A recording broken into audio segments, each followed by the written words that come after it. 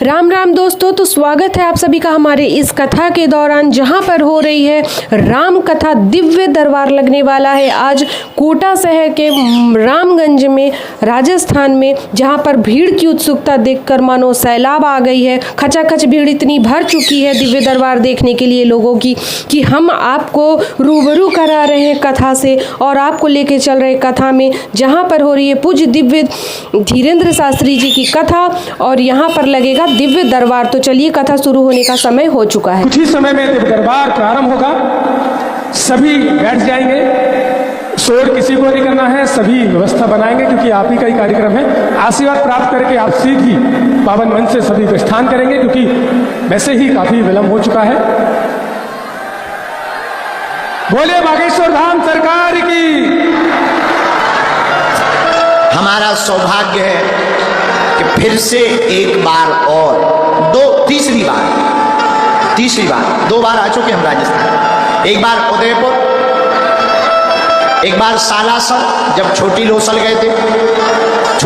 गए थे। आज एक दिवसीय दिव्य दरबार के आयोजन में देश विदेश पूरे राजस्थान के कोने कोने से कुछ लोग देखो तो आहा एलईडी के ऊपर ना चढ़ जाइयो, और तो ठीक है एलईडी छोड़ देना, गरीबों की वस्तुएं हैं। हाँ। हमने सोचा ज्यादा लोग नहीं होंगे, थोड़ा मोड़ा होंगे, खड़े हो जाते हैं। खड़े खड़े कमर टूट गई, रास्ता भर फूल घले, मालाएं घले, कपड़ा घले, बड़ी मुश्किल से हम यहां पहुंच पाए 4 घंटा। धन्य है राजस्थान का प्रेम और धन्य है राजस्थान के खून का उबाल और धन्य है राजस्थान के लोग जहां के घोड़े भी चेतक जैसे वीर होते हैं। यहां के सनातनी खून का क्या उबाल कहना, यहां की वीरता का क्या कहना। वीरता का प्रतीक राजस्थान। धन्य है राजस्थान की मीरा के गीतों ने पूरी दुनिया को भक्ति में नचा दिया और राजस्थान के वीर सपूत महाराणा प्रताप ने धर्म विरोधियों को नाकों चने चबा दिए। धन्य है ये राजस्थान की भूमि और आप लोग धन्य हैं जो ऐसी वसुंधरा भूमि पर, ऐसी वीर प्रसूता भूमि पर तुम्हारा जन्म हुआ। राजस्थान के लोगों, तुम गर्व के साथ कहा करो कि हम राजस्थानी हैं। क्या कहना इस भूमि का, जहां के अश्व, जहां के हाथी भी वीर होते हैं। ऐसी वीरों की भूमि राजस्थान में एक दिवसीय दिव्य दरबार स्थान पर लगा है और हमारा तो एक ही सपना है। हम जगह जगह इसलिए जा रहे हैं, जगह जगह तुम लोगों के बीच में इसलिए बैठे, इसलिए दिन रात एक किए हैं कि जिन लोगों ने हमारे सनातन धर्म पर कुठाराघात किया उनकी अब ठटरी और गठरी दोनों बांधी जाएगी। हाँ, भारत राम का राष्ट्र है और राम के राष्ट्र में राम की चर्चा होगी। भारत में रहना होगा तो सीताराम कहना होगा। बोलो जय सिया राम। और हम तो इतना भी कह सकते, बुरा मत मानना मेरे पागलों, जिस दिन राजस्थान का युवा पूर्ण रूप से व्यसन मुक्त हो जाएगा हिंदू राष्ट्र के लिए, फिर किसी प्रदेश की आवश्यकता नहीं है। राजस्थान के युवा ही भारत को हिंदू राष्ट्र बनवा दें। अभी कुछ कमियां हैं, ज्यादा नहीं पर कुछ थोड़ी मोड़ी हैं। व्यसन मुक्त, जो पौवा प्राण खाए। बोले करते क्या हो? बोले कुछ नहीं, पिए हैं।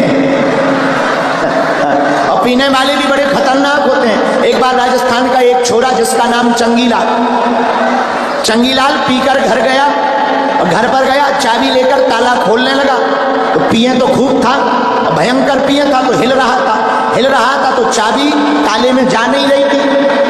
बार बार कोशिश करे, 10 मिनट हो गए, 1 घंटा हो गए, 2 घंटा हो गए। बगल में एक पुलिस वाले सिपाही खड़े थे। बोले भाई साहब, चंगीलाल आपसे दरवाजा ना खुल रहा हो, ताला ना खुल रहा हो, चाबी हमें दे दो, हम खोल देंगे। चंगीलाल राजस्थान का आदमी कमजोर थोड़ी। अरे बोला हमसे ताला तो खुल रहा है, मकान हिल रहा है, तुम मकान पकड़ो, हम अभी खोल के बताते हैं। अब बताओ, ऐसे लोग पाए जाते हैं। लेकिन हमें पता चला है राजस्थान सुधर रहा है, हमें पता चला है हिंदू जाग रहा है। बस एक ही प्रार्थना है, हम तो आपके पास एक दिन के लिए आए, जितने भी संत बैठे, सामने महात्मा बैठे हैं, इस तरफ भी महात्मा बैठे हैं, आप लोगों के चरणों में हम नाक रगड़ कर दंडवत प्रणाम करते हैं। मंच पर भी पूज्य महाराज जी आचार्य श्रेष्ठ बैठे हैं, जितने भी लोग यहाँ हैं सबको वंदन करके एक ही बात कहेंगे, देखो आप सब हमारी आत्मा हो, हम आपको अपना परिवार मानते हैं, हम तुम्हें चमत्कार दिखाने नहीं आए, हम तुम्हें कथा सुनाने नहीं आए, हम तो तुम्हारे अंदर केवल हनुमान जी को जगाने आए हैं। हनुमान जी जाग जाएंगे तो फिर तुम्हें दरबारों में भटकने की आवश्यकता नहीं पड़ेगी।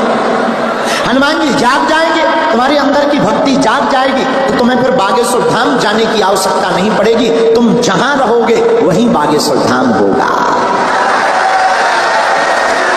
और आप लोग तो वीर हो, वीरों की भूमि की, आप लोगों के शौर्य का तो क्या कहना। और मेरे पागलों, एक बात याद रखना, अपने सनातन के साथ कभी समझौता मत करना, कभी समझौता मत करना, अपने धर्म के साथ कभी समझौता मत करना। जीते जी मर जाना पर सनातन के साथ समझौता मत करना, तुम भूल मत जाना। अच्छा, महाराणा प्रताप के हाथी का नाम कौन कौन जानता है? क्या नाम था?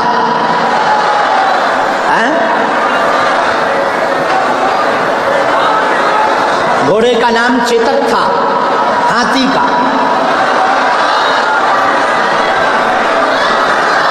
राम सेवक, राम प्रसाद, पक्का?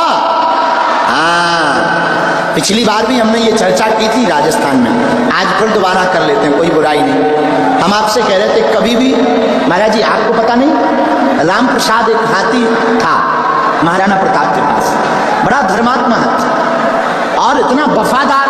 हम आपको बताना चाह रहे हैं कि धन्य राजस्थान की भूमि, इसमें इतनी वीरता है, जब अकबर ने राम प्रसाद को बंदी बना लिया, हाथी को पकड़ लिया और बांध लिया, उसने 30 दिन तक अन्न जल नहीं खाया।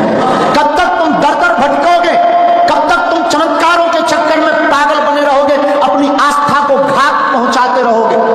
हमारी प्रार्थना है तुम्हें हमारे भी चक्कर में नहीं पड़ना, कभी बागेश्वर धाम जाना, उन बागेश्वर बालाजी को देखना, जाकर के बागेश्वर बालाजी को देख करके कह देना बस बहुत हो गया, आज से तुम हमारे हो गए और हम तुम्हारे हो गए।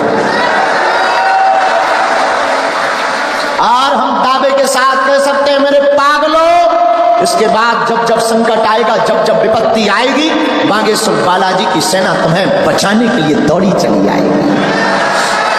पर तुम्हें मंगलवार को बागेश्वर धाम जाने की आवश्यकता नहीं है, तुम जिस दिन जाओगे वो दिन मंगल का होगा।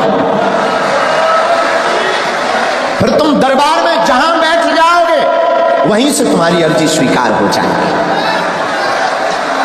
इसलिए 100 की सीधी बात यह है कि तुम आज से ही अपनी जिंदगी में आज के दरबार में प्रण लेकर जाना, और प्रण सिर्फ इतना लेकर जाना कि बस एक ही साधें सब सधें, सब साधें सब जाएं, एक को साधना है। और देवता चित्त न धरई, हनुमत से सर्व सुख करई। और देवता चित्त भी नहीं रखते, लेकिन केवल हनुमान जी ऐसे हैं जो तुम्हें सब सुख प्रदान कर सकते हैं। अगर तुम्हारे पास संकट है तो हमारे हनुमान जी संकट मोचन है। दूसरी बात, मेरे पागलों, दरबार में बैठकर तुम अगर बालाजी के नहीं हो पाए तो तुम्हारा दरबार में बैठना व्यर्थ हो गया। फिर तुम अगर पूछो कि होगा क्या, हम बहुत ही गंभीरता के साथ कह सकते हैं, अगर तुम बागेश्वर हनुमान जी के चरणों से जुड़ गए तो कवन सुकाज जो नहीं हो है। अरे ऐसा कौन सा काम कठिन है? हम तो भैया आज 12 साल से बैठ रहे हैं उनके चरणों के प्रताप से। हम तो कुछ नहीं जानते, प्रार्थना करके भर जानते, हम तो नालायक हैं। हमारे जैसे नालायक की भी जब वो सुन लेते हैं, और हमने अपनी आंखों के सामने लाखों लोगों की बिगड़ी बनते हुए देखी है, तुम्हारी भी बन जाएगी। जाओ, तुम्हारी भी बालाजी सुनेंगे। जाओ, तुम्हारी जिंदगी में भी बागेश्वर बालाजी की कृपा से जय जयकार हो जाएगी। जाओ, तुम पर भी सन्यासी बाबा की कृपा हो जाएगी। तुम नियम पालन शुरू कर दो, लहसुन प्याज मांस मदिरा बंद कर दो, महीने में एक बार या 2 महीने में एक बार बागेश्वर धाम की पेशी शुरू कर दो। बीज मंत्र है ओम बागेश्वराय नमः।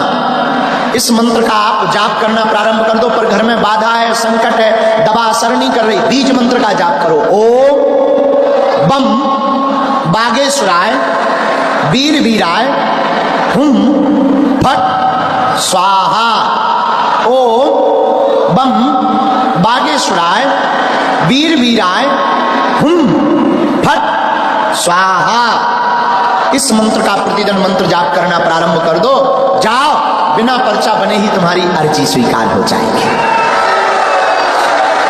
घर पर नारियल बांध देना, लहसुन प्याज मांस मदिरा बंद कर देना, नियम का पालन करना प्रारंभ कर देना। चौथी बात, आप लोग एक बात बताओ, एक समस्या का समाधान चाहते हो या प्रत्येक का? जोर से बोलो। पक्का? जोर से बोलो। प्रत्येक समस्या का समाधान कौन कौन चाहता है? तो 3 शर्तें हैं। एक, आज से हमारे चक्कर में मत पड़ना। दूसरी, पेशी करना प्रारंभ कर देना बागेश्वर धाम की। तीसरी, बीज मंत्र का जाप करना प्रारंभ कर देना। जाओ, तुम्हारी समस्या तुम्हारी नहीं, बागेश्वर बालाजी की है। कौन कौन जीवन भर के लिए जुड़ना चाहता है? पक्का? पक्का? जोश में कि हाँ